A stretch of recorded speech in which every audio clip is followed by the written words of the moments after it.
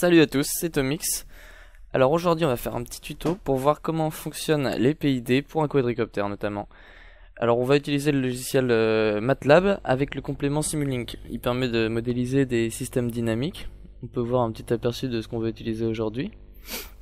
Donc la base du truc ici, c'est ici on va jouer sur ces trois coefficients, le P, le I et le D. Je les ai mis aux valeurs par défaut de la multi-oui.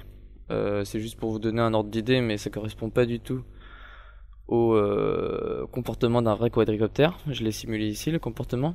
Et ici, on a notre PID. Alors ici, la voie proportionnelle. Ici, la voie intégrée.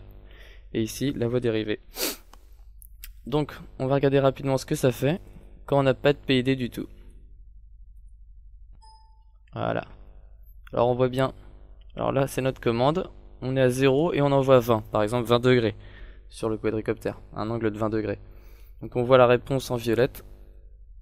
Donc il y a des grosses oscillations, un dépassement, et en plus il y a au bout d'un moment ça se met pas forcément à la valeur qu'on a demandé. On va regarder sur plus longtemps.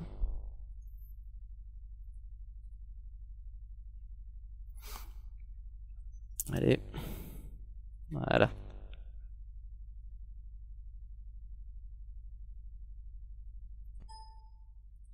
Voilà.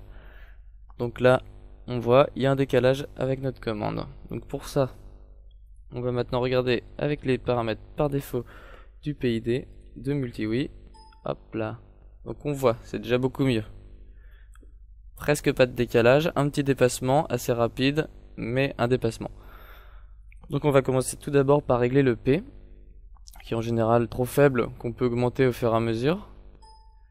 Plus on l'augmente, plus le dépassement il va se faire plus important, et plus on va avoir d'oscillation. On peut regarder par exemple ici, on augmente le P, la précision est meilleure, par contre la stabilité en compatit, et la rapidité, elle, est augmentée. Donc on augmente, 4, 6,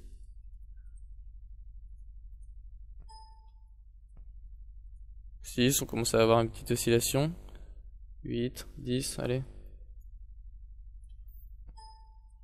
On peut voir là, ça commence à trop osciller. Donc on va diminuer un peu. Pour vous montrer, si on met un 100 par exemple. Voilà, là ça oscille beaucoup trop. Donc j'étais à quoi? 10 c'était trop, 8. 8, bon, on a un petit décalage. 7. Bon allez, 6. 6 c'est bien.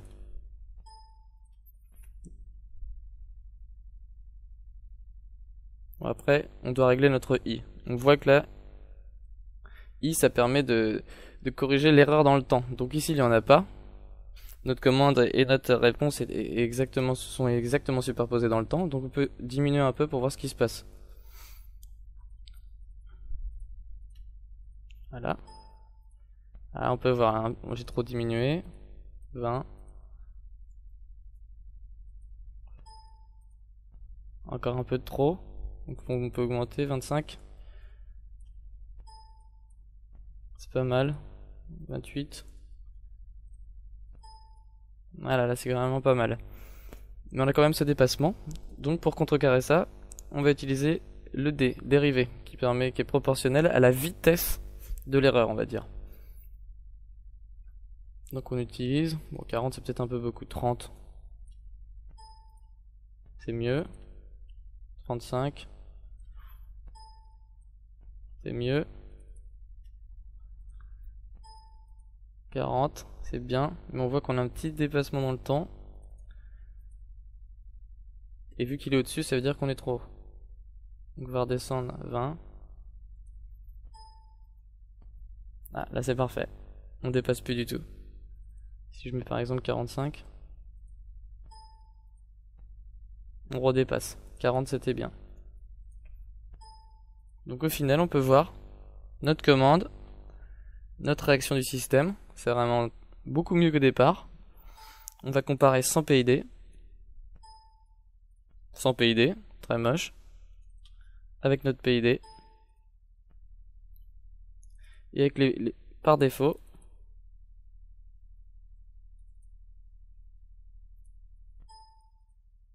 Ça c'est notre PID personnalisé. Et le PID par défaut. Donc on voit, on a une petite amélioration. J'espère que ça vous donnera quelques idées pour pouvoir régler votre quadricoptère. Ce petit schéma est très utile. Donc en général, on règle le P en premier. On commence à avoir des oscillations, on diminue un petit peu. On règle ensuite le I pour pouvoir contrecarrer le décalage dans le temps. Et on termine par le D pour pouvoir empêcher ce petit dépassement. Mais faut pas aller trop loin, sinon après il se met à vibrer à cause des petites interférences. C'est sensible à haute fréquence le D.